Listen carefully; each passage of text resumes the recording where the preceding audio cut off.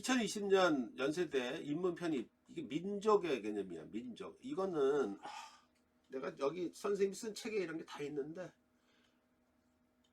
1번은 민족에 대한 다양한 의견을 보이는데 서로 다른 점을 비교 분석을 하래. 차이점에 주목을 해서. 그리고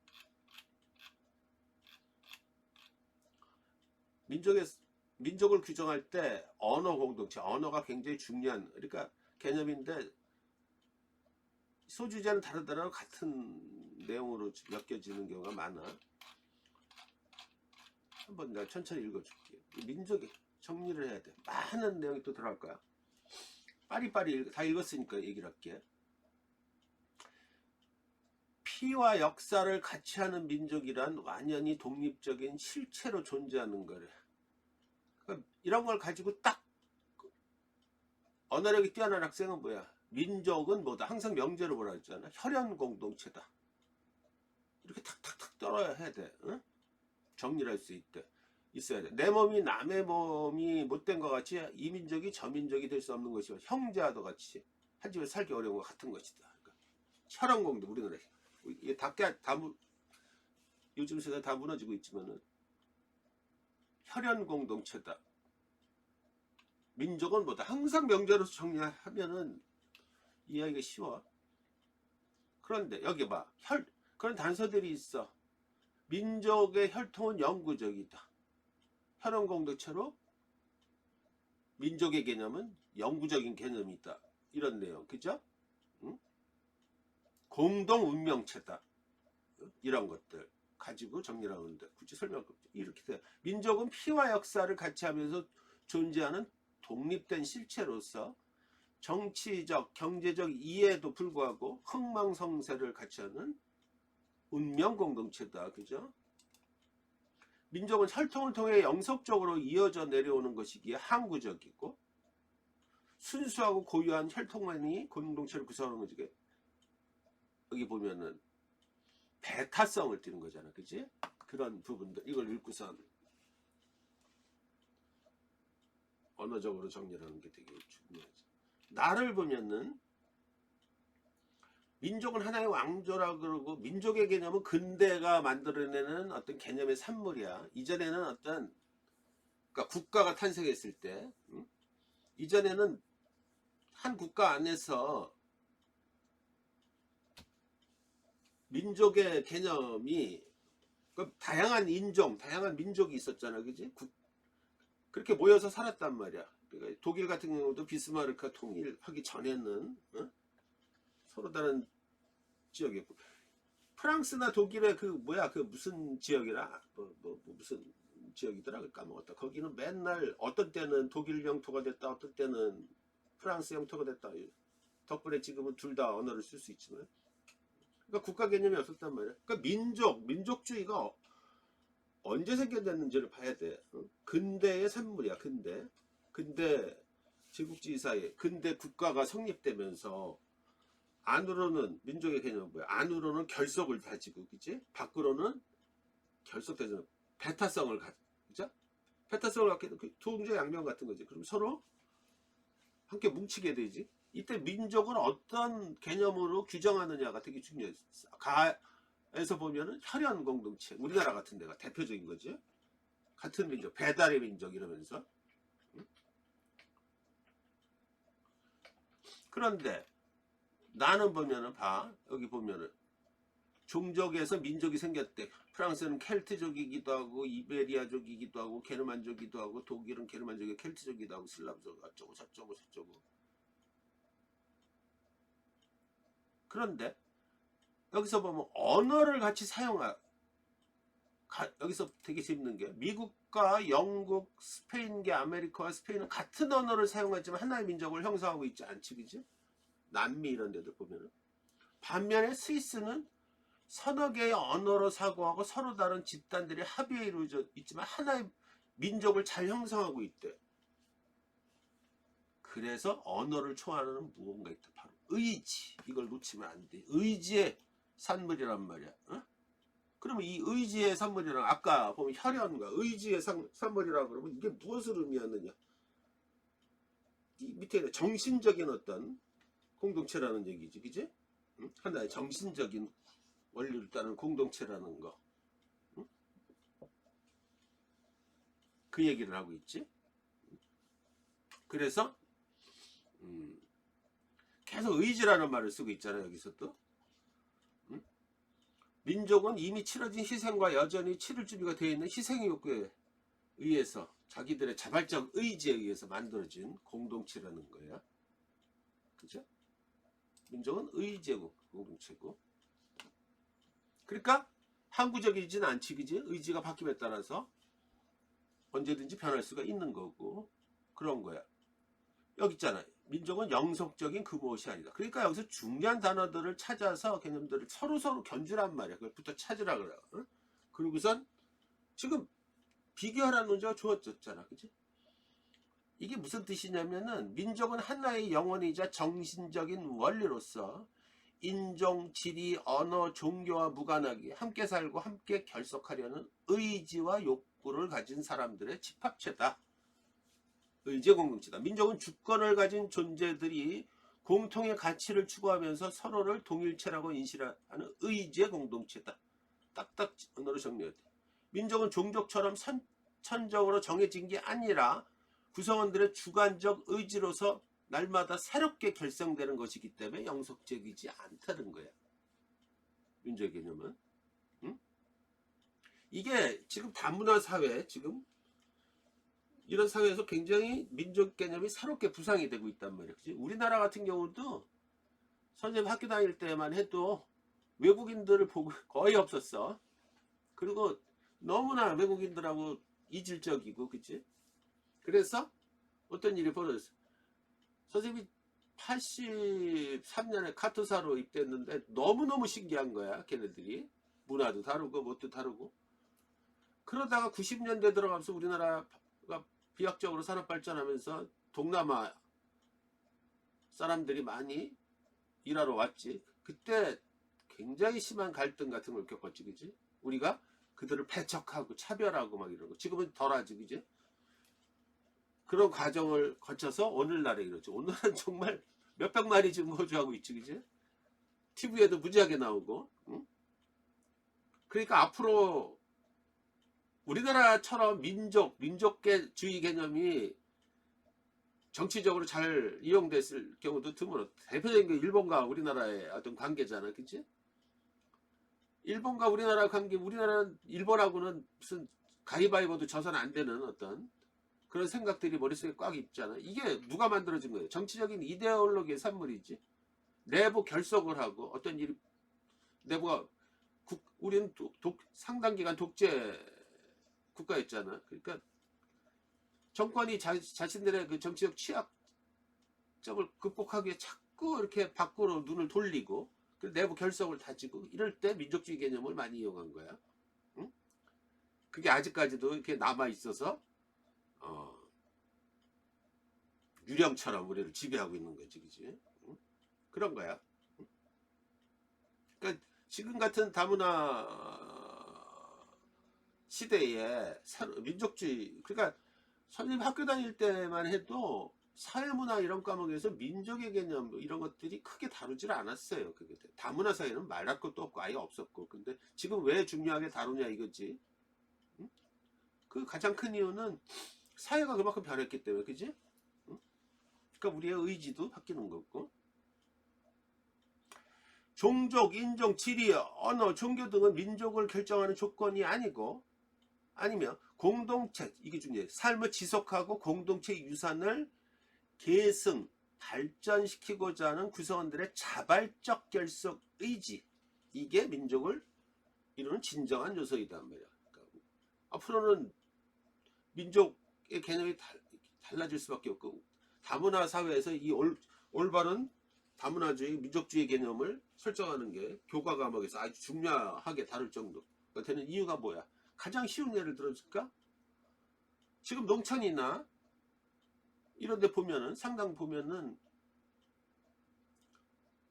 예전에 뭐 계약 결혼을 했든 뭐를 했든 동남아 이런 쪽에서 유입된 그 여성들이 있었잖아, 그지? 베트남에서 결혼해가지고 자식들이 낳는데 얘네들이 지금 여러분들 나이야 지금, 그지? 그럼 군대를 가야 돼, 그지? 응? 군대를 간단 말이야. 군대가 지금은 모르겠는데 선생님 학교 다닐 때는 정말 차별이 많았어. 나는 너무 놀랬어. 카투사 우리 다 대학생 출신인데도 불구하고 난 또 더군다나 카투사 교육대라고 해서 아주 핵심적인 부서에 있었는데도 불구하고 전라도 경상도 이렇게 평가를 해요. 나는 서울 사람이라서 너무 놀랬지. 그런 것들이 막 벌어지고 있고. 응? 그 미국은 안 그래. 그 안에서 보면은 흑인, 백인, 히스패닉 해가지고 그 갈등이 장난이 아니에요. 그래서 미국 같은 데는 군대 내에서 이오 이퀄 어퍼튜니티래요. 그래. 기회균등 퀄리티가 무지무지하게 중요해요. 응? 지금도 없어진 것 같지만 그렇지는 않아. 응? 상당 부분. 응? 그런데 여기에 다문화 사회들 우리하고 색깔이 막 다르고 이런 애들이 들어와가지고 군인이 됐는데 중요한 건 뭐야? 군인은 총을 만져, 그지? 이랬을 때 그런 차별이 일어나고 막 이러면은 어떤 일이 벌어지겠냐 이거지, 그지? 응? 무시무시한 일들이 벌어지지. 우린 또 하나 문제는 지금 우리한테 놓여져 있는 이 민족의 의지 공동체라고 하면은 우리한테 놓여져 있는 또 하나의 과제가 뭐야? 북한 난민들도 그렇고 또 북한하고 예를 들면 뭐 통일이 된다 그래도 이때 도대체 민족의 개념은 뭐냐 이거지 지금. 혈연적으로는 공동체 개념이지만 의지적으로는 완전히 틀리지, 그지? 이런 것들이 되게 그래서 다양한 민족 개념을 구성하는가 그래. 자발적 결속 의지, 공동체적 삶 이런 것들이 되게 중요한 얘기야. 여기 없지만은 이런 걸 보고선 그런 내용을 유치해서 기술할 수 있어야 되는 거예요. 그게 되게 중요한 거예요. 달을 보면은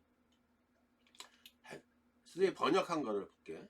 인류학적 관점에서 민족에 대해 다음과 같이 정할지 상상의 정치 공동체라는 거야. 정치적인 이해관계에 따라서 상상에 즉 태생적으로 제한적이고 주권적이라고 상상해서 받아들이죠. 우리가 정치적인 이게 뭐냐? 일단은 여기 지금 보면은 가장 작은 민족의 이론조차도 같은 결례를 이루는 구성원 절대자를 알거나 만나보지도 못하고, 그죠? 우리 저쪽 지금 심지어는 그들에 관한 이야기를 들어볼 기회조차도 없지만 그럼에도 각자의 가슴 속에는 어떤 교감에 대한 심상이 살아 숨쉬고 있다는 거예요, 그죠? 어? 상상의 공동체라는 거예요. 여기서 계속 상상을 얘기해. 어? 10여 명의 인구를 가진 큰 민족 중국 같은 경우 비록 유동적이지 다른 나라를 가로지르는 한정된 경계를 지니고 있기 때문에 경계 안에서 중국 같은 데도 지금 보면 티벳 이런데 이걸 어떻게 볼 것이냐 이거 계속 지금 갈등이 있고, 그지? 일단 인종이 달라. 응? 티벳을 복속을 해가지고 중국이 근데 티벳이나 소수민족들은 같은 테두리 안에 있지만은 과연 같은 민족이라고 그들이 인정을 할까? 갈등이 일어나는 건 그렇게 생각을 안 하겠지. 아무튼 정치적으로 묶여있는 거야. 민족의 개념은 계몽사상과 시민혁명이 신성화된 위계적 왕조의 합법성을 무너뜨리던 시대. 근데 생겨났기 때문에 혁명으로 생겨났기 때문에 어떤 정치적 이해관계에 의해서 묶인 거란 말이야. 자기들의 어떤 자발적 의지다 이런 거 관계없이 공동체로 상상되는 거야. 각 민족에 존재하는 실질적인 불평등 및 착취의 관계 없이 민족 항상 끈끈하고 수평적 동제로 인식된다는 건데 아무튼 상상의 공동체인데 되게 재밌는 건 봐봐. 이러면서 구텐베르그의 인쇄기를 이렇게 해서 막 이런 얘기를 나와. 지금 보면은 그러니까 여기서 지금 다분히 문제의 언어에 대한 부분을 의식해서 낸 거고 두 번째는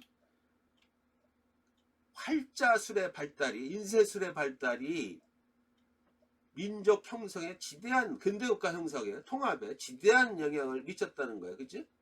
왜? 같은 언어를 공유하게 되고 이러면서 결속력이 다져지고 이런 개념이들이잖아요. 정치적으로 서로 이해관계가 따르고. 응? 인도나 중국 같은 나라를 보면은 몇 개의 언어로 돼 있다고 해요. 조금만 넘어가면은 그 서로 대화가 안 돼. 언어가. 어? 언어가 안 돼. 이런 과정에서 참 단지 같은 테리토리 영역 안에서 묶여 있지만은 결속력을 그렇게 쉽게 다지기가 어렵잖아요. 그러니까 어떻게 언어로서 자꾸 공통의 언어를 사용해서 결속을 다지려고 그러고 그러려면은 이때 활자술의 발달이 굉장히 큰 영향을 미쳤다는 얘기를 지금 하고 있어. 그렇지? 근대국가 공동체와 언어 나아가 활자술의 발달은 인쇄술의 발달은 공동체와 근대국가 형성에 아주 중요한 역할을 했다는 거야. 민족은 제한적이고 주권적이며 공동체적인 개념을 담은 상상의 정치 공동체다. 민족이란 개념의 형성에는 지방 일상어로 쓰인 신문과 소설을 보편한 인쇄 자본주의가 크게 작용했다. 이런 설명이 들어요. 다양한 방언들을 사용하던 많은 지역은 단일한 언어로 인쇄된 신문과 소설을 통해 동일한 언어 공동체로 발전해 나갔고 이 언어 공동체가 상상의 정치적 공동체 개념이 민족으로 전환됐다는 거예요. 그런 면에서 우리나라는 한때 일제강점기에 있었고 한국어 조선어를 말살시키는 정책에 의해서 다 창씨개명하고 이런 일이 벌어졌는데 그런 의미에서 조선어 학회 사건 그러니까 우리 그 조선어 사전을 편찬하고 영화라도 나왔죠. 이런 것들은 상당히 중요한 의미를 갖고 있죠. 그러니까 얘네들을 쭉 추출하면 아까 혈연 공동체다, 의지 공동체다, 상상의 정치 공동체다 이런 걸 딱딱 규정되는 걸 거야. 민족을 규정하는 데 있어서 차이를 보이지, 그치? 가는 혈연 공동체, 나는 의지 공동체, 다는 상상의 정치 공동체, 그죠?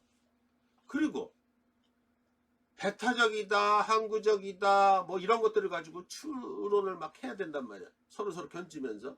그러니까 성격이 뭐냐? 가는 독립적, 영속적, 배타적인 결사체고 나는 정신적, 의지적, 비영속적. 서로 견줘서 채운다란 말이야. 다는 제한적, 주권적, 공동체적 결사체다. 어렵지.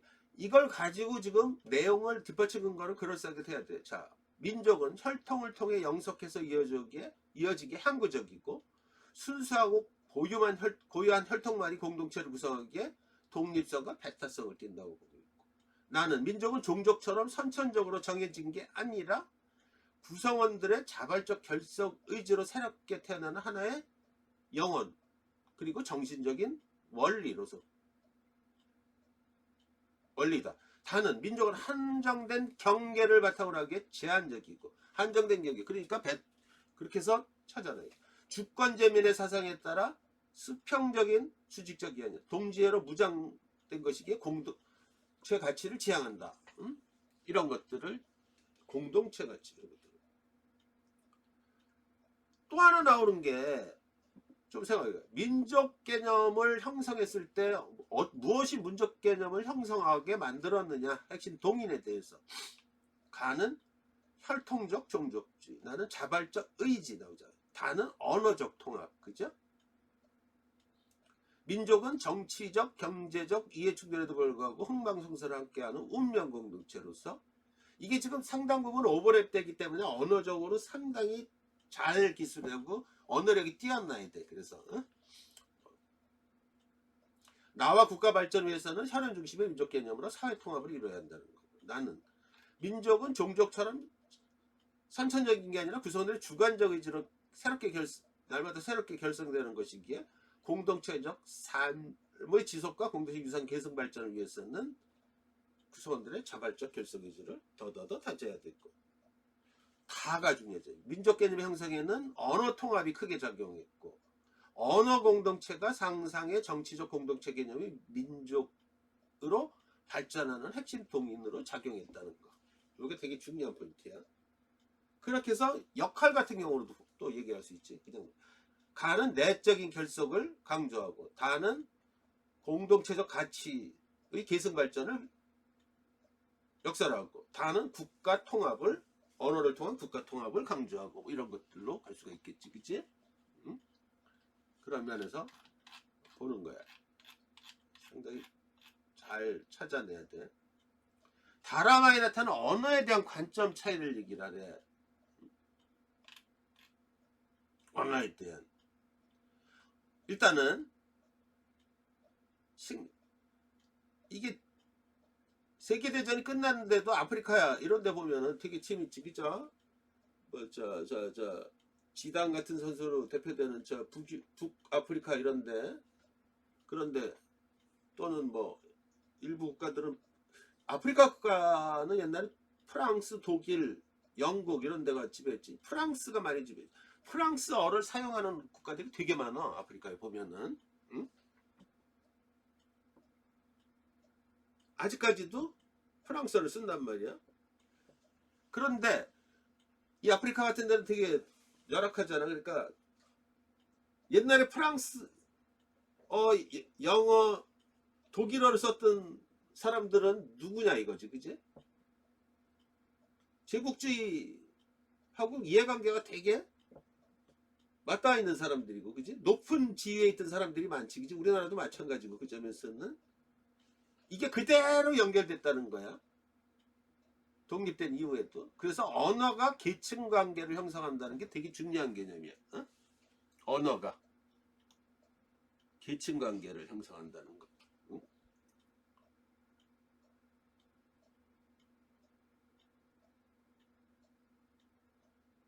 언어를 할 줄 아는 사람이 적은데도 사람들은 영어나 유럽 이거 가지고 건대 이런 데서 재미난 문제를 논술 문제를 많이 출제됐어. 응? 언어를 가지고 그러니까 아비투스 개념, 따라잡기, 티내기 이런 개념으로 해가지고 응? 재밌는 문제가 하나 나왔댔어. 수준 높은 문제가. 아무튼 그 시간 없으니까 그러고. 계층 관계가 그대로 연결이 되는 거야, 그치? 그래서 점점 더 지배 피지배 관계를 형성하고 있다는 내용이 되게 중요한 개념, 그치? 계층 그대로 여기서 응? 문화제국주의라는 말이지. 이게 바로 응? 개념이야. 응? 세계화가 되면서 특히 영어 교육의 중요성이 더 강조되고 그 영어가 계급의 격차를 더욱 넓힌다는 거야. 여러분들 지금 세대는 별로 그러지만 선생님 세대 때는 굉장히 컸어. 어? 내가 그때 얘기했죠. 선생님이 되게 빠르게 승진을 했거든. 기업에서. 이유는 두 가지야. 첫째, 남보다 글을 좀 잘 썼나 봐. 어? 그렇겠지, 그제? 기획서는 하여튼 내가 폼나게 썼어. 하여튼 위에서 인정을 할 정도로. 그리고 영어를 외국 애들 오면은 쫄진 않았지, 그제? 카투사로 있었고, 그제? 응? 영어를 많이 쓰고. 근데 그게 되게 중요한 거야. 왜 중요하냐면은 외국에서 중요한 놈들이 오면은 영어 회의할 때 쫄병이 아주 밑에 직원인데도 불려 들어갔고, 그치? 위에 임원들이나 사장이 해외 출장 갈 때도 가방 들고 쫓아다녔고, 어?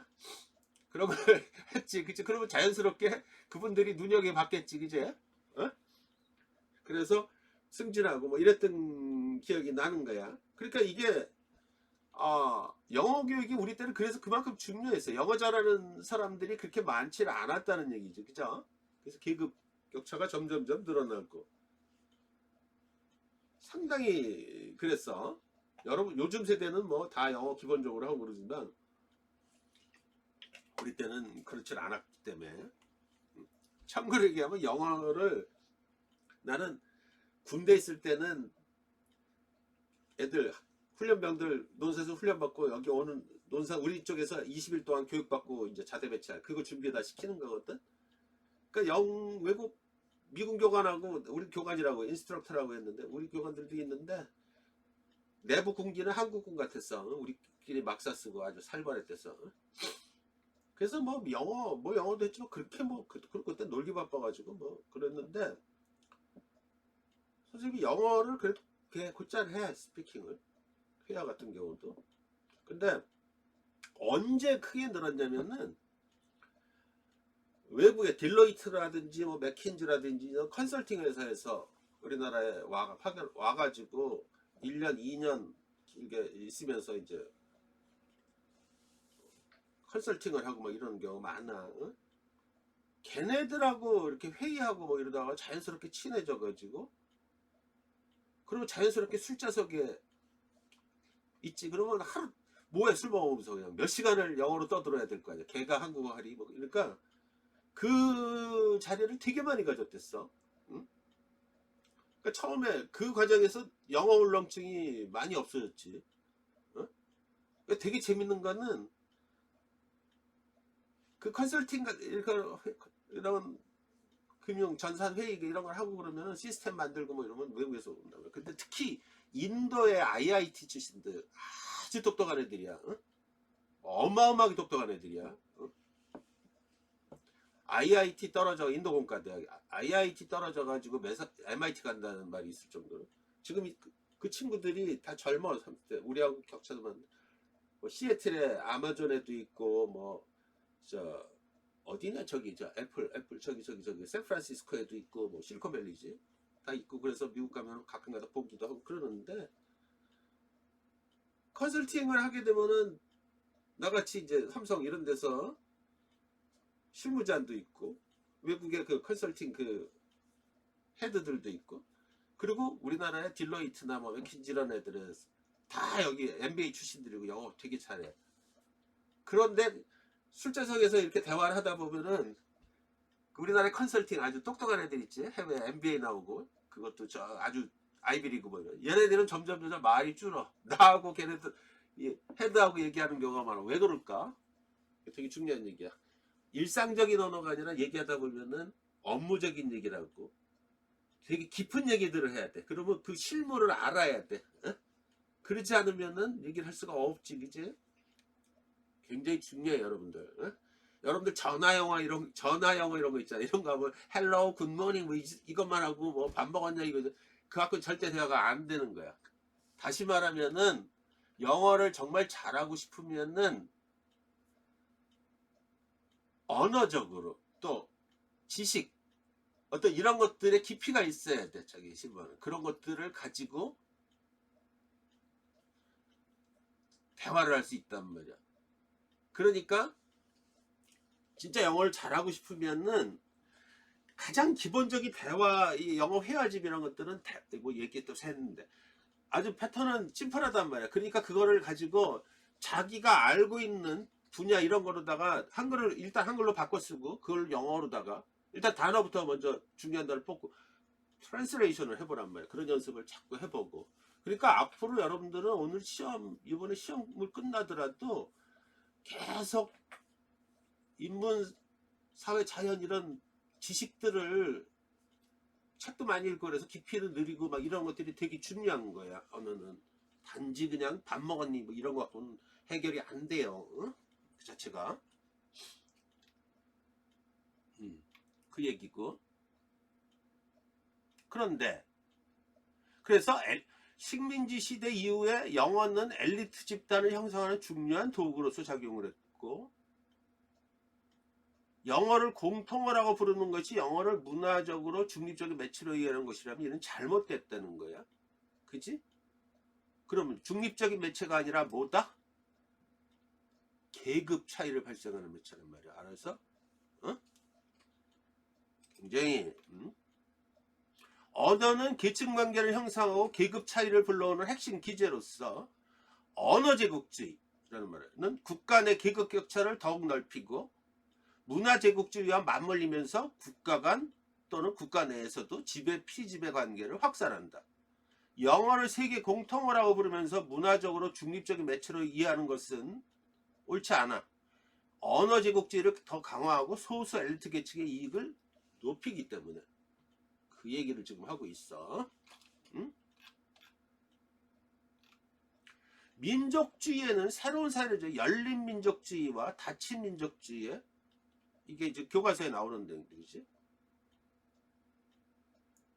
그 얘기를 하면서 닫힌 민족주의가 너무 자주 득세한데요. 그것은 자신들이 민족국가를 세운 민족들이 흔히 자신들의 영토 안에 있는 소수민족들을 억압한다는 사실에서 또렷이 나타나고 있지. 그지? 중국 같은 나라 대표적이지. 민족의 부포에 따라 국경이 설정되어야 한다는 민족주의 이상이 실제로 깔끔하게 이루어지는 경우는 드물기 때문에 새로운 민족국가는 거의 언제나 소수민족들을 포함하게 되고, 그러한 경우에 이른바 국가형성 민족에게 정치적 자유를 주었던 민족주의는 이내 소수민족의 탄압을 정당화하는 이념으로다가 간다는 거지. 그지? 그러므로 민족어와 국제어를 구분해야 되는데, 이게 무슨, 국제어는 건 영어로 인식되고 있고 국가의 경계를 넘어서는 일들이 자주 발생하고 있고, 이런 상황에서 민족어만을 고집한다면은 닫힌 민족주의가 될 가능성이 있대. 이걸 두고선 우리나라의 유명한 그 보수 소설가 복고일이라고 있어. 복고일. 친일파를 위한 변명 뭐 이런 책을 쓴 사람들. 글은 되게 잘 써. 근데 너무 보수 편향이야. 응? 글은 굉장히 잘 쓰는 사람이야. 나중에 시간 되면 그 양반의 그 문체를 봐봐. 어마어마하게 잘 써요. 내가 잘 쓴다고 보는 몇 안 되는 사람 중에 하나야. 그런데 이 양반이 이제 주장한 게 영어 공용론이야. 우리나라도 영어를 쓰자. 응? 그 자체를. 그래서 이런 내용을 하는 거야.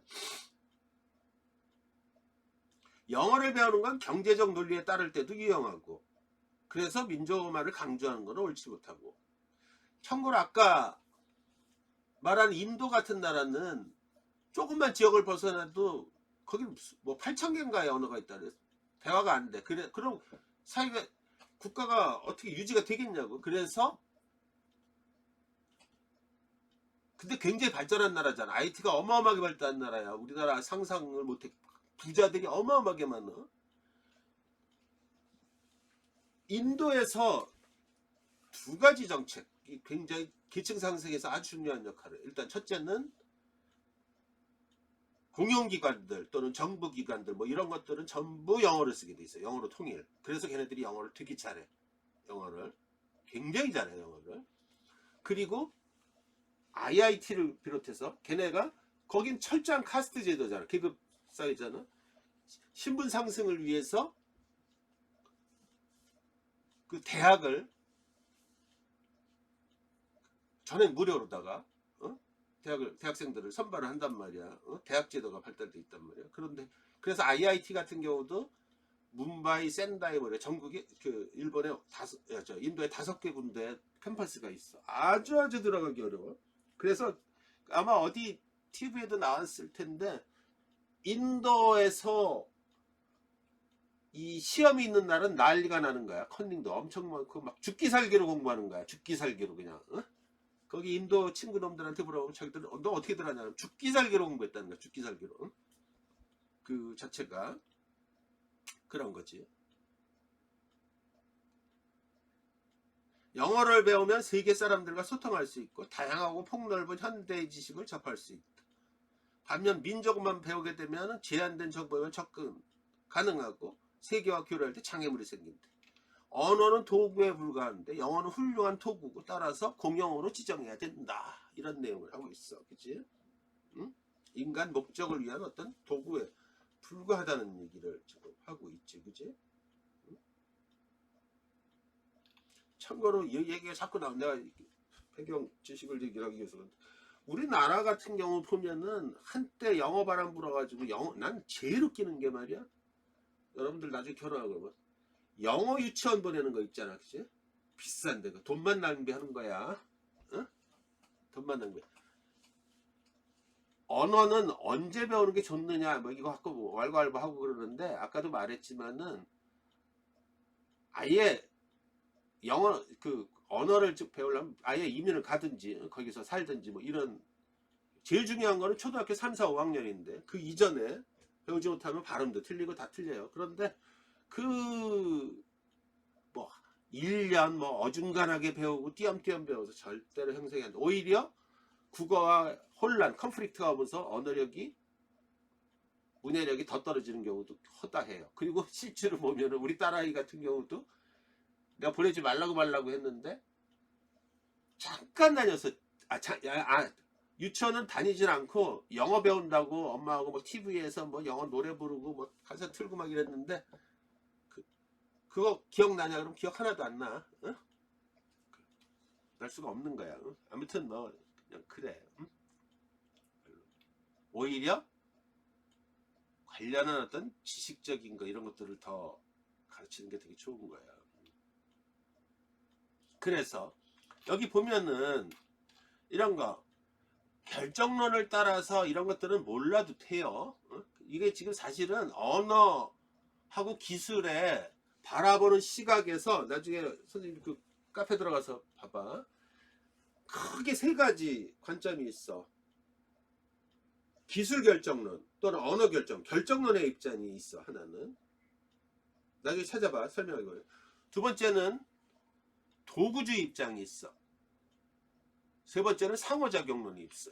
그 얘기야. 언어 나오고 기술 나오고 보는 관점하고 그 셋 중에 하나야. 어? 결정론의 입장에서 보면은 사회결정론, 어? 사회가 언어를 결정한다고 보고 있고 언어 결정론의 입장에서 그러면은 이것들을 가르는 핵심은 뭐냐면 언어 또는 기술의 자율성을 인정하느냐 그렇지 않느냐의 관점이란 말이야.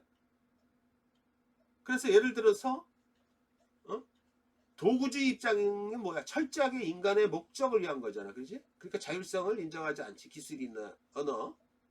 그런데 결정론의 입장에서는 지금의 인공지능 이런 것처럼 자율성이 인정되는 거야. 그치? 그러니까 많은 역할들을 하고 그 내용을 지금 설명한 건데 관점 차이에서 제일 만약에 이걸 읽으면서 그런 내용을 읽어낼 수 있다 그러면은 관점의 차이라 그래서 내가 이 관점에 주목을 해서 쓴 거야. 그죠? 디테일. 좋겠지. 자, 하여튼 지식을 위해서 한번 어떻게 썼나 봐봐. 언어를 보는 시각에서 다는 사회결정론을 따라 언어의 사회적 선택과 상호작용을 강조한다. 여기에 어떤 단어들을 썼나 봐봐. 근대 시민사회 발전 과정에서 다양한 방언을 사용했던 많은 지역은 단일한 언어로 인쇄된 신문과 소설을 통해 동일한 언어 공동체로 발전했다.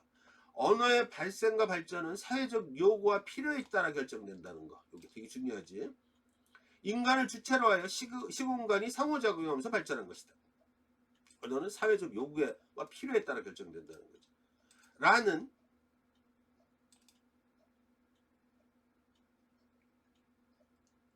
언어 결정론의 시각에서 언어의 구성력과 독자성을 인정한다.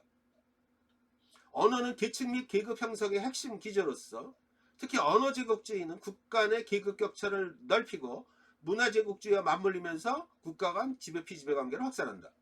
언어가 사고를 결정하고 잠깐만 여보세요?